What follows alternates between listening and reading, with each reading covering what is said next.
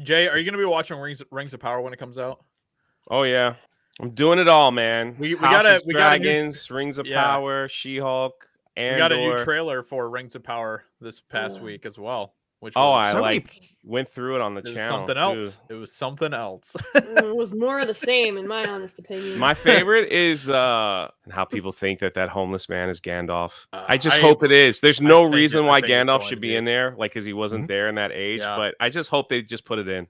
I think that- I totally think it's going to be Gandalf. Yeah. It's not stopped him for anything else. This is the whole point. Exactly. He could be. Yeah. That's enough. The fact that people can't just say, no, they would never do that. Because it was written down, they wouldn't have the balls. The fact no one can say that is that's attacking enough. I mean, yeah. The best line of this trailer was, which I thought were the hobbits. See, I'm a normie gonna review it. I'm gonna let everybody know. But I was like, why are the hobbits saying my heart is as big as my feet? I was like, that's a line? Like, what the heck? Like, I went off for 5 minutes on my review, and I was like, what is that? Who wrote that and read it as a professional and said, that's such a beautiful poet? And then people were like, no, it's a Hartfoot. Or Hartfoot, right? That's what it's called. I mean, basically, Harfoots are kind of like the ancestors of hobbits, basically. But breeds. yeah. But then if you saw the guy that said it, it looked like he hasn't showered in like 8 months. You know, like he's just been rolling around with pigs, and he's just like, "Here, have an apple." Gandalf. And they're so proud. He looks directly at the camera and Yeah. breaks the fourth wall as like it's a big, major statement. Everyone will appreciate this. And the music they have for this trailer is just like, it doesn't make any sense. Speak your truth. Speak your truth. Like when I heard that, I was like, oh my gosh, that tells you everything you need to know about this show right there. Right there. The music for these trailers has not synced up with anything that Tolkien-esque at all. No. And people are like, well, before Howard Shore wrote the music, you wouldn't have even have known what it sounded like. Mm-hmm. And it would have been like, no, but I would have known it's not this. Mm-hmm. There's a soundtrack for Wheel of Time, and it's perfect. It just fits. Mm-hmm. Like when you listen, it's an unofficial one, but it just fits the tone. Now, if you go and listen to the soundtrack for this, because it's all been published, it's good music. Doesn't feel like Lord of the Rings. No, exactly. But there's a talented guy that made it. You can tell. Could have gone right into a rave. I didn't mean for the trailer. I mean like for the full series. Yeah, I listened through the soundtrack for Rings of Power, and the music itself is fine. It just doesn't like the only track that actually sounded decent was Howard Shore's track. But you know, there's a reason. I liked for that, Sauron's, but that was just like my personal taste, not Yeah. I didn't listen to it and think, oh, this is Sauron. Yeah, like I said, there were some of the tracks that I actually enjoyed as far as just like music in isolation goes, but it's just not. It just doesn't have that Lord of the Rings feel to it at all. There she is, everyone. Stunning and brave. Ours was no chance meeting. The worst part we're going to get, I mean, at the end of the trailer, it has the worst line of everything. I think it's supposed to be Elendil. Is it? Yeah. They do this turnaround thing in this trailer. Like, I think we counted 8.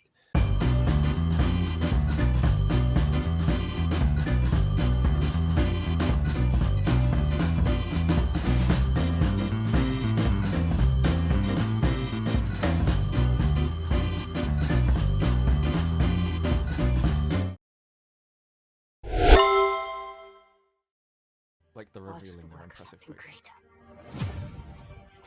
Halbrand.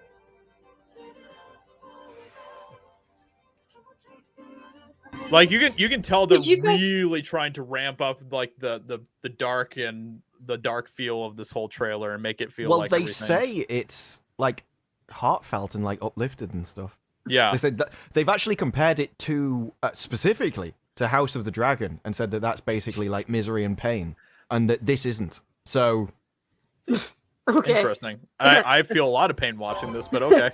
Did you guys see Midsummer? Yeah. That is the vibe I get from this trailer. Yeah, especially with this shot right here. Right here. This is supposed to be Isildur. So here's the comparison between Elendil and Isildur from the two properties. So Amazon's not even trying. They're such. Oh, they're trying. Oh my god. They just value things that you don't.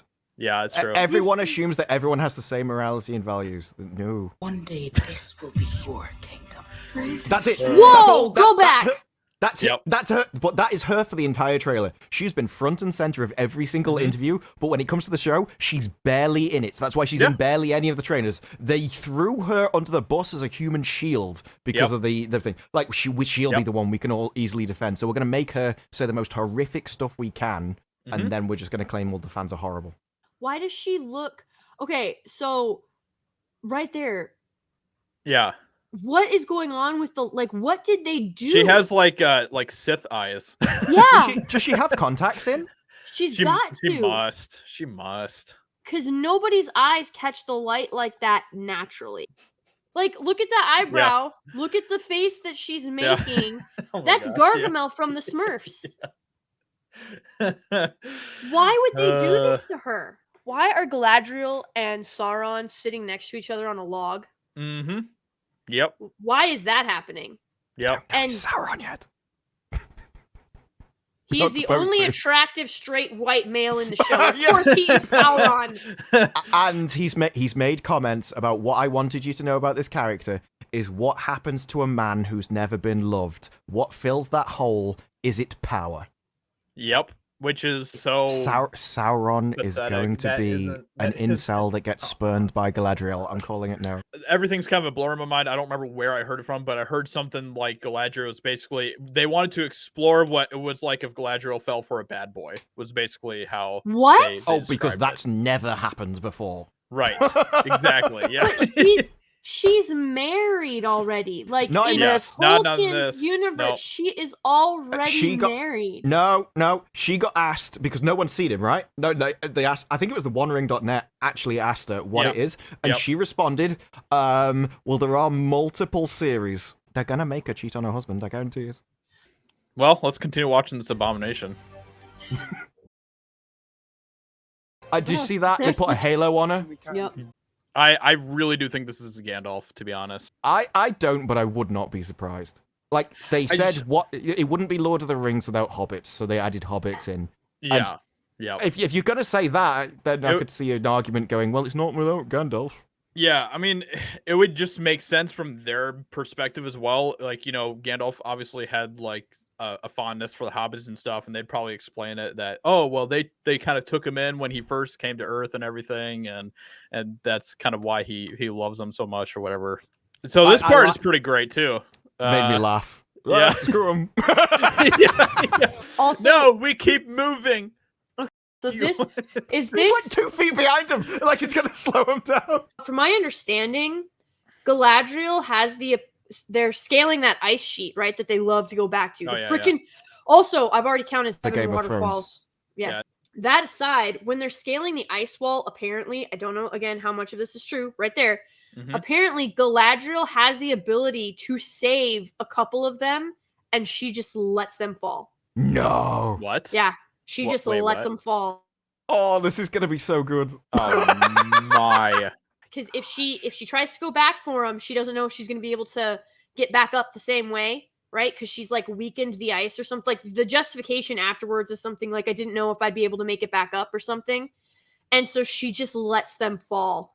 And so she lets them fall. But then I guess the other guy, when he stabs his, like when he goes to do the same thing she did. So what ends up happening, the first guy that falls, she stabs her dagger into the ice. So then the other male elf that is with her, he tries to stab his knife into the ice wall and he can't, and he falls.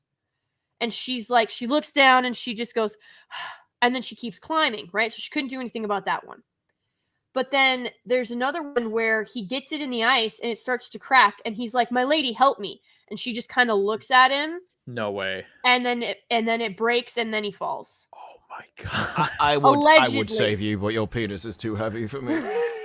They discover Sauron's, like, he's got that's what got me. He's got a fist of fire, but it all freezes, and people are trying to claim that, the outside temperature was so cold that it froze everywhere immediately except where he touched. Like, you're not even like breathing out hot air, and there's no ice anywhere in the place, but it's like that. But even and the water was still liquid, right? Well, yeah, in a bottle. But literally, and if it was that cold as you poured it, it would be already freezing on the way, and you'd see like steam and stuff. But even like the line just before she says that is another guy going, "Oh well, you know, all of this is lost the length of time. We're never going to find anything out." And she's just like, "Well, I can find it out." It's like every single line is just her humiliating a bloke in some way. Oh, we're climbing an ice wall. It's obviously going to be a load of blokes fall off the end. I bet Muriel's fine if Muriel's just climbing up there. It's like, you know, she's already brought a rope ladder, got up to the top. She's found a lift around the corner. It's like, I don't know why you didn't all come up this way. It's like looking down. All right, so listen to what Elrond tells her here. Oh God, this is important. You have fought long enough, Galadriel. Put up your sword.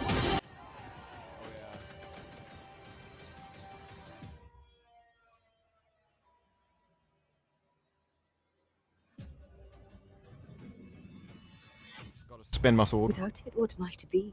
Mm-hmm. Without her sword, without her sword, what is Galadriel? I mean, if you were just talking to the Galadriel and she's like, "Oh, you know, whatever this," they're like, "Well, you know, magic, mother, wife, anything." Yeah. No, I'm just a sword. Nope. Like, it's the most basic. Yep. I don't even like. You wouldn't have caught Aragorn or anyone going, "Yeah, well, you know, I'm just a sword." Yeah, exactly. Like, yeah. Even a man would not say that. It's like ridiculous.